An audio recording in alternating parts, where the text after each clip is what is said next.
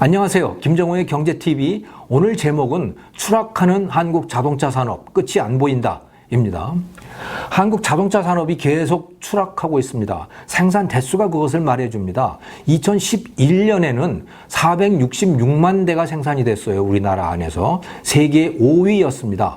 중국, 미국, 일본, 독일, 그리고 대한민국이었어요. 그런데 그게 2018년에는 403만 대로 줄었습니다. 세계 7위예요. 5위였다가 7위입니다. 인도와 멕시코가 치고 올라왔습니다. 그래서 우리나라는 독일, 인도, 멕시코, 그리고 대한민국이 됐어요. 그러니까 한국의 자동차 산업은 절대적으로 또 상대적으로 추락을 거듭하고 있다. 이렇게 말씀을 드릴 수가 있습니다. 이 추락하는 자동차 산업의 현실은 현장에서 그대로 느껴지고 있습니다. 르노 삼성 자동차, 르노 본사로부터 생산의 주력 상품인 로그라고 하는 그 SUV 차량, 그 생산 물량을 못 받을 지경이 됐어요. 그래가지고 부산 시장인 오거돈 시장이 르노 본사에 찾아가가지고서는 사정을 하고 하는 그런 지경이 됐죠. 한국 GM 자동차는 사정이 더 딱합니다. 2014년부터 적자가 발생을 하고 있어요. 니케이 아시아 리뷰라고 하는 일본 신문에 보도가 됐었는데, 이 GM 본사가, 미국의 본사가 이 북아메리카에 5개 공장을 다 문을 닫아버렸습니다. 적자 때문에. 그리고 조만간 한국 공장도 규모를 줄일 가능성이 크다. 이런 기사를 내보냈어요. 계속해서 적자가 나니까 별 수가 없잖아요. 현대차의 경우 상황이 조금 낫기는 합니다. 매출은 계속해서 늘어나고 있는데 문제는 이익이 안 남는다는 거죠. 2013년 같은 경우에 영업이익률이 8.3%였던 것이 계속해서 이 이익률이 떨어져가지고 2018년에는 2.4%, 거의 돈이 안 남는 지경까지 된 거예요. 팔기는 팔아도 돈이 안 남는다. 기업은 그러면 지속 가능하지가 않잖아요. 이런 상황이 된 거죠. 한국 자동차 산업이 추락하는 이유, 크게 보면 두 가지죠. 첫째, 소비자들이 돈을 내고 살 만한 차를 만들어내지 못한다. 아주 당연한 거 아니겠어요? 안 팔리는 이유는 소비자들이 사주지 않기 때문인 거죠. 두 번째, 팔아도 돈이 남지를 않는다. 왜? 가격은 계속해서 낮아지는데 원가는 낮출 수 없기 때문에, 원가는 계속해서 높아지기 때문에, 그래서 적자가 쌓여가는 거죠. 이게 두 가지의 이유인 겁니다. 자, 그러면 이건 어쩔 수 없는 것인가? 아닙니다. 길이 있습니다. 그 길이 무엇인지는 토요타 자동차가 잘 보여주고 있어요. 토요타 자동차, 지금 다시 세계 최고의 자동차 기업으로 올라섰는데요. 2009년 한번 생각을 해보세요. 지금부터 10년 전 토요타 자동차가 미국에서 대량 리콜을 명령을 받잖아요. 기술적으로 문제가 생겼다는 거죠. 그래서 엄청난 리콜을 해야 되고 그것으로 인해서 판매가 급감을 하고 비용은 엄청나게 늘어나고 그러면서 토요타가 이제 망하나 보다. 이런 위기에 처했습니다. 그 덕분에 현대자동차가 굉장히 잘 나가게 된 거죠. 왜? 토요타가 판매가 줄어드니까. 그런데 토요타가 부활을 하는 데 성공을 했어요. 이 그래프를 보시면 2011년에 토요타의 영업이익률이 2.3%였는데 그게 계속 높아져가지고 2018년에는 7%, 8% 수준으로 그렇게 됐죠. 현대자동차는 완전히 반대 방향으로 지금 움직이고 있는 겁니다.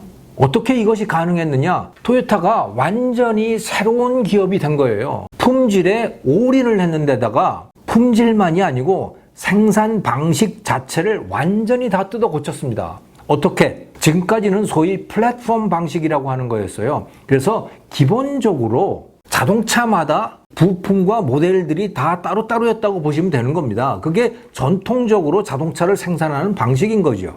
이것을 레고 블록 방식으로 뜯어 고친 겁니다. 그래서 자동차의 모델이 무엇이었든 간에 부품들은 다 똑같은 부품으로 하는 그런 방식으로 다 생산 방식을 뜯어 고친 거예요. 이렇게 되니까 자동차를 만들기가 굉장히 쉬워진 거죠. 원가도 굉장히 낮아진 겁니다. 이렇게 해서 토요타의 자동차는 이익을 엄청나게 낼 수 있게 된 거예요. 가격은 높이지 않으면서도. 이게 바로 TNGA 방식이라고 하는 것. 그런 완전히 새로운 생산 방식으로 전환을 한 겁니다. 자, 그러기 위해서 회사의 구조도 다 뜯어 고친 거고요. 사람들, 노동자들의 일하는 방식도 뜯어 고친 거예요. 모든 구성원들이 새로운 방식으로 혁신을 했다.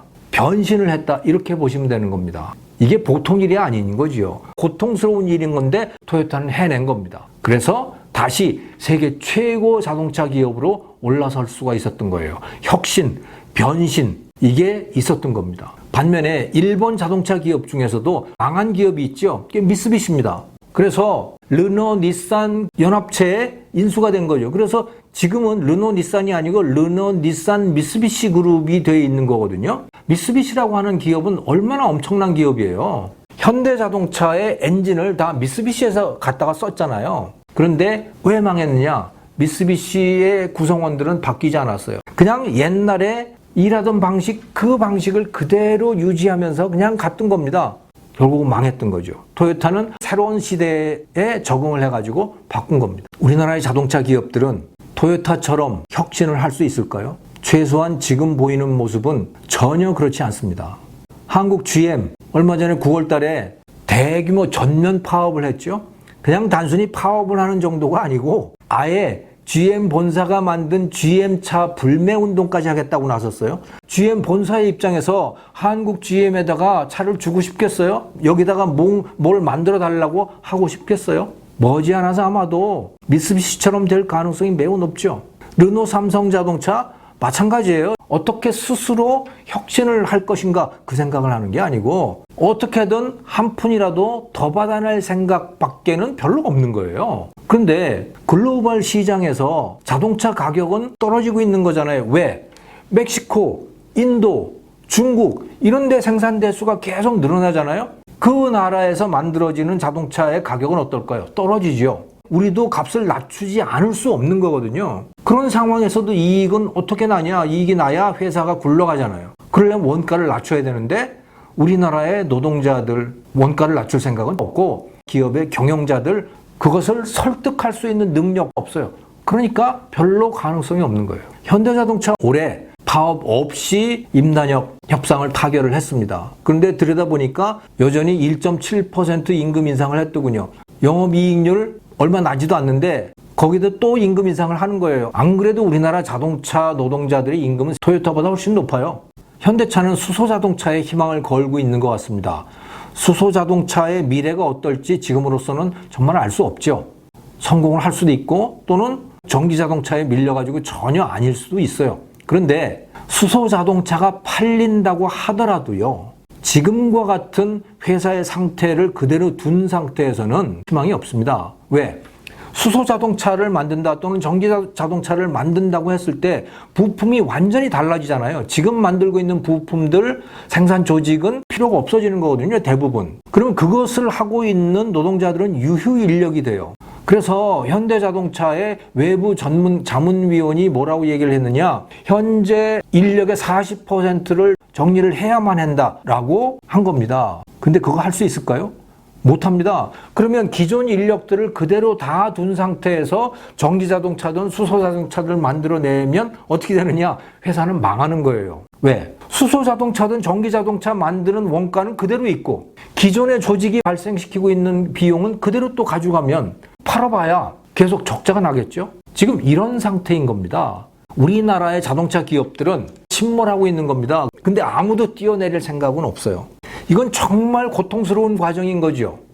그런데 그 고통을 누군가 감당하지 않으면 종말은 아주 빠른 시간 안에 닥쳐올 수밖에 다른 방법이 없잖아요. 이게 지금 우리나라의 자동차 산업에 닥친 현실인 겁니다.